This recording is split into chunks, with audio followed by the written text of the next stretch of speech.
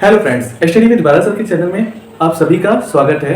जैसा कि आप देख रहे थे कि मैं मध्यकालीन भारतीय इतिहास स्टार्ट किया हूँ पढ़ाना, और कल मैंने मोहम्मद गोरी के बारे में बताया कि किस तरह से उसने भारत में अपना साम्राज्य स्थापित किया, भारत में एक मुस्लिम सल्तनत की स्थापना की। उसी क्रम में आज मैं आपको बताऊंगा कि कैसे उसके दासों ने धीरे धीरे करके अपना अपना साम्राज्य स्थापित किया।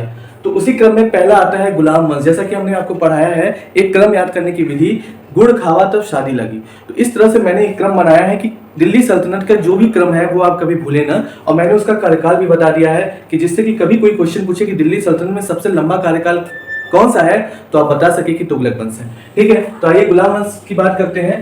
गुलाम वंश का जो समय था वो 1206 से लेकर 1290 ईस्वी तक था, और इसमें जो है मोहम्मद गोरी का एक दास था, एक गुलाम था। सबसे बड़ी बात है कि पहले अब क्या है, अब जो नौकर हैं आते हैं हमारे यहाँ काम के लिए, आते हैं सुबह 2 घंटे काम करते हैं, शाम को 2 घंटे काम करते हैं, चले जाते हैं, महीने का 3 से 5 हजार रुपए लेकर जाते हैं। मतलब क्या है कि वो हर महीने पैसा लेते हैं, हम उनको खरीदते नहीं। लेकिन पहले के समय में, इस समय में क्या होता था कि लोग गुलाम को खरीदते थे। बोली मार्केट लगती थी, बाजार लगती थी बड़ी बड़ी, वहां पे बाजार लगता था और इन लोगों का, गुलामों का मोल भाव होता था, उनकी बातें होती थी और उनका जो है बोली लगती थी कि कौन सा गुलाम कितने बिक जाता है। तो कुतुबुद्दीन ऐबक को मोहम्मद गोरी ने निशापुर के बाजार से खरीदा था। सबसे पहले जो है देखिए कैसे कैसे लोग खरीद रहे हैं। पहले कुतुबुद्दीन ऐबक को किसी कुकी नाम के संस्थान ने खरीदा था, फिर बाद में कुछ समय बाद निशापुर से फिर ये जब गजनी लाए गए तो हाँ इनको मोहम्मद गोरी ने खरीद लिया। सोचिए बारी बारी से लोग इनको खरीदते जा रहे हैं। मतलब कि पहले दास्ता ऐसी थी, पहले गुलामी ऐसी थी कि मैंने तुमको अगर 25,000 रुपए में खरीद लिया तो तुम मेरे परमानेंट के दास हो गए और मेरे घर पे ही रहोगे, मेरा काम करोगे, मेरी जी हजूरी करोगे और मेरे साम्राज्य को भी देखोगे। अगर मैं तुम्हारी ईमानदारी और निष्ठा से खुश हो गया तो मैं तुमको किसी न किसी पद पे फिर आगे बढ़ाऊंगा। तो पहले ऐसे चलता था। तो कुतुबुद्दीन ऐबक उसी क्रम में जब कुकी साहब ने खरीदा था इनको निशापुर के बाजार से, फिर कुछ समय बाद निशापुर से जब ये गजनी आया तो इनको मोहम्मद गोरी ने खरीद लिया। और सबसे बड़ी बात की खरीदा, और ये बहुत ही मोहम्मद गोरी के लिए बहुत ही वफादार थे। कुतुबुद्दीन ऐबक का जो समय है 1206 से लेकर 1210 तक था। इसने ही सभी के सभी जो मोहम्मद गोरी के जितने भी दास थे सब कहीं ना कहीं तुर्की वंश से थे, सब अलग अलग साम्राज्य के थे। और ये जो कुटेल, लेकिन जो इनके वंश थे वो अलग अलग थे। सभी जो है तुर्की थे और इनके वंश जो है वो अलग अलग थे। ठीक है, कुतुबुद्दीन ऐबक ने गुलाम वंश की स्थापना की। देखिए इसने स्थापना की, वैसे भी आपको पता है कि जब कोई एक स्थापना करता है काफी जुझारू होता है, कुछ समय के बाद काफी अनुभव के साथ वो किसी चीज की स्थापना करता है तो उसका जो मजा है उसके आने वाली पीढ़ी लेती है और उसका समय जो होता है वो बहुत ही कम हो जाता है। ये गुलाम वंश की स्थापना की। क्यों गुलाम वंश की स्थापना की? क्योंकि ये गुलाम थे, किसके? मोहम्मद गोरी के गुलाम थे। गुलाम वंश की स्थापना की इन्होंने, और ये बचपन से ही अति सुरीले स्वर में कुरान पढ़ते थे, इसलिए इन्हें कुरान ख्वां की उपाधि दी गई थी। कुरान ख्वां के नाम से जाना जाता था। आपको वही पढ़ना है जो एग्जाम में आएगा, फालतू चीजें नहीं पढ़नी है। आप जब उठाएंगे पेपर किसी भी सब्जेक्ट का तो आप देखेंगे कि ये सब क्वेश्चन पूछा गया क्वेश्चन है। तो कुरान ख्वां के नाम से जाना जाता है क्योंकि ये बचपन से ही अति सुरीले स्वर में कुरान पढ़ते थे, इसलिए इन्हें कुरान ख्वां की उपाधि दी गई। कुरान ख्वां के नाम से जाना जाता है। ऐबक की जो राजधानी थी वो लाहौर थी, और मोहम्मद गोरी की इतने ईमानदार गुलाम थे। ऐबक ने इनको जब गजनी की बाजार से खरीदा था तो अपनी, कौन? ऐबक साहब अपनी प्रतिभा, लगन और ईमानदारी के दम पर मोहम्मद गोरी का दिल जीत लिए थे। और इससे प्रभावित होकर, किससे? मोहम्मद गोरी जो है कुतुबुद्दीन ऐबक से प्रभावित होकर इसे अमीर ए आखुर, किसे? अमीर ए आखुर ऐबक ने अपना राज्याभिषेक मोहम्मद गोरी की मृत्यु के 3 महीने बाद जून 1206 में करवाया था। सोचिए इतना ज्यादा मानते थे और भी राज्याभिषेक करवाया और सुल्तान का उपाधि नहीं लिया। वो केवल मलिक और सिपह सलार की पदवी से ही वो खुश था। इससे मलिक और सिपह सलार की पदवी से ही वो संतुष्ट था। अपनी उदारता के कारण ये इतना अधिक दान देता था कि कुतुबुद्दीन ऐबक को लाख बख्श के, लाखों में लोग दान देते थे। आज के समय में जब भिखारी कोई भीख मांगने जाता है तो 5 रुपए अधिक से अधिक देंगे या 10 रुपए। सोचिए उस समय वो लाखों में दान देता था, इसलिए उसे लाख बख्श के नाम से भी पुकारा गया है। ऐबक ने दिल्ली में कुवत उल इस्लाम और अजमेर में 2.5 दिन का झोपड़ा नामक मस्जिदों का निर्माण करा। पहला क्वेश्चन ये पूछता है 2.5 दिन का झोपड़ा क्या है? तो 2.5 दिन का झोपड़ा जो है वो है मस्जिद। कहाँ बनवाया था? अजमेर में बनवाया था। और कुवत उल इस्लाम भी एक मस्जिद है, कहाँ बनवाया था इन्होंने? दिल्ली में बनवाया था।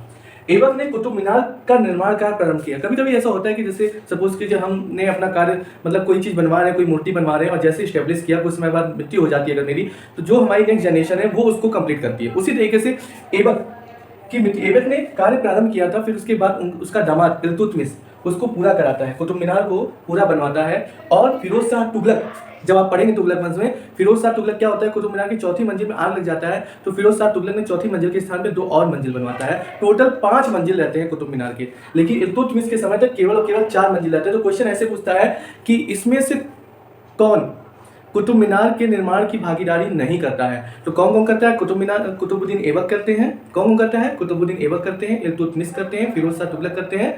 हो सकता है ऑप्शन में दे दे गयासुद्दीन तुगलक, तो गयासुद्दीन तुगलक नहीं करते हैं। ठीक है। 1210 में चौगान खेलते समय, चौगान मतलब घोड़े पर बैठकर पोलो खेला जाता है। चौगान मतलब पोलो, घोड़े पर बैठ के जो गोल्फ खेला जाता है उसे कहते हैं पोलो। या चौगान खेलते समय घोड़े से गिरकर कुतुबुद्दीन ऐबक की मृत्यु हो जाती है और उसे कहाँ दफनाया गया? लाहौर में। क्यों? क्योंकि कुतुबुद्दीन ऐबक की जो राजधानी थी वो कहाँ थी? लाहौर में थी। इल्तुतमिश का 1210 से 1236 ये इनका समय बड़ा रहता है। सुल्तान माना जाता है, दिल्ली का ये प्रथम सुल्तान है इल्तुतमिश। ये सुल्तान की उपाधि नहीं लेते हैं, केवल और केवल मलिक और सिपहसालार की उपाधि से ही खुश रहते हैं। और ये सुल्तान की उपाधि लेते हैं। और ये सुल्तान का पद घोरी के किसी दास या किसी उत्तराधिकारी ने नहीं दिया था, ये डायरेक्ट खलीफा से सुल्तान के पद लिए थे। और जो वह खलीफा थे उन्होंने कहा था कि जो भी इल्तुतमिश के विजित क्षेत्र है, मतलब जो भी जीता हुआ क्षेत्र है, उन सबका कार्यभार केवल और केवल इल्तुतमिश दिखा। और इल्तुतमिश ने जितने भी राज्य जीते थे उस सारे क्षेत्र पर शासन करेंगे, और इसलिए खलीफा ने इल्तुतमिश को सुल्तान ए आजम की उपाधि प्रदान की। क्या की? सुल्तान ए आजम। ये किसने दी थी? खलीफा ने दी थी। डायरेक्ट खलीफा से इन्होंने सुल्तान का पद लिया था, इसलिए इनको सुल्तान ए आजम कहा। और कहा कि उस जो क्षेत्र वो जीते हैं उस क्षेत्र पे वो राज करेंगे। इसमें जो एक क्वेश्चन बनता है, ये बहुत फेमस क्वेश्चन है कि गुलामों का गुलाम किसे कहा जाता है? तो ये याद रखिएगा, गुलामों का गुलाम जो है वो इल्तुतमिश को कहा जाता है। क्यों? क्योंकि मोहम्मद गोरी के गुलाम थे कुतुबुद्दीन ऐबक, और कुतुबुद्दीन ऐबक के जो दास थे या गुलाम थे वो थे इल्तुतमिश। तो गुलामों के गुलाम जो है इल्तुतमिश को कहा जाता है। ये क्वेश्चन बहुत ही फेमस है, आता है क्वेश्चन। ठीक है। मंगोल नेता इनके समय में, ये याद रखिएगा, मंगोल नेता चंगेज खान भारत के उत्तर पश्चिम सीमा पर इल्तुतमिश के शासनकाल में आया था। जो चंगेज खान था वो इल्तुतमिश के शासनकाल में आया था।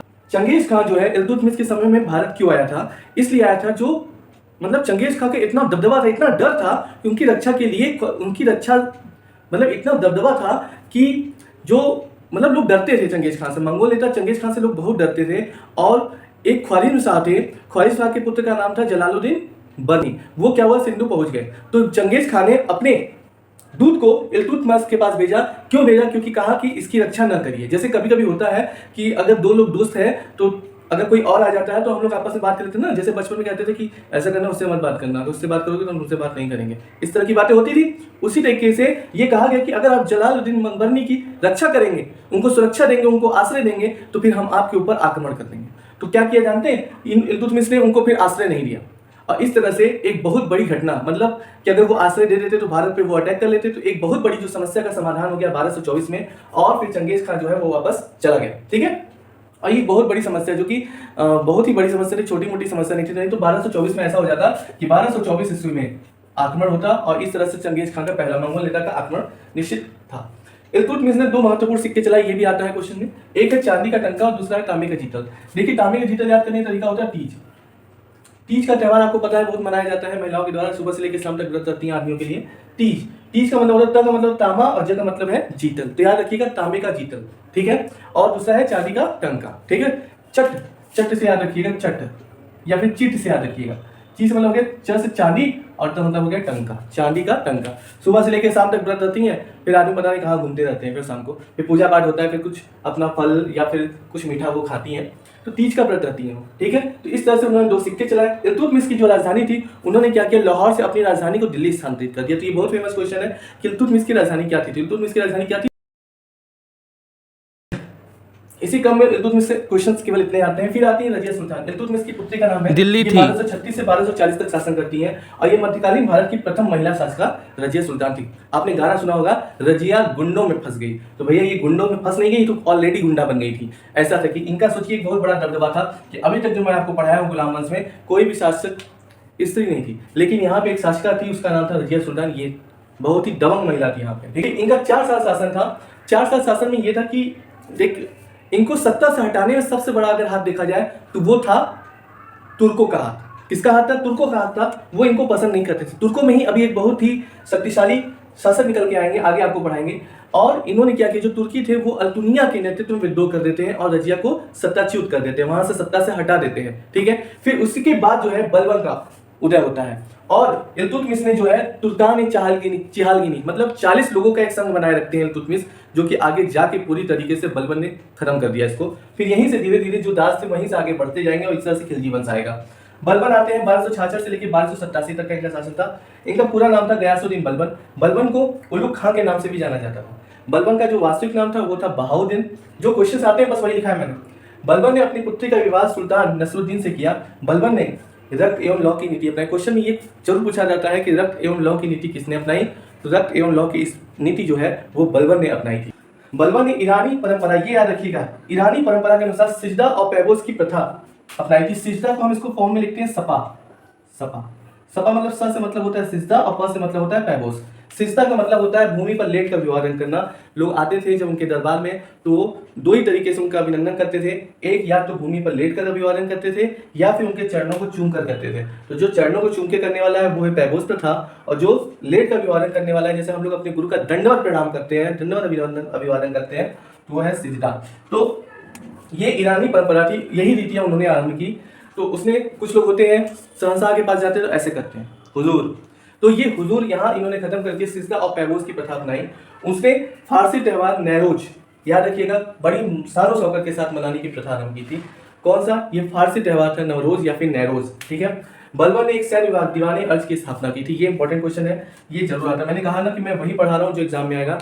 बलबन ने दीवाने अर्ज की स्थापना की थी। एक सेना का संगठन करने वाली एक विभाग था, उसे कहते हैं दीवाने अर्ज, ठीक है। ये क्वेश्चन जरूर आते हैं। इस तरह से गुलाम वंश जितने क्वेश्चन आते हैं वो सारे क्वेश्चन मैंने बता दिए कि गुलाम वंश से कैसे क्वेश्चन आएंगे, ठीक है। अब आगे बढ़ेंगे खिलजी वंश की तरफ।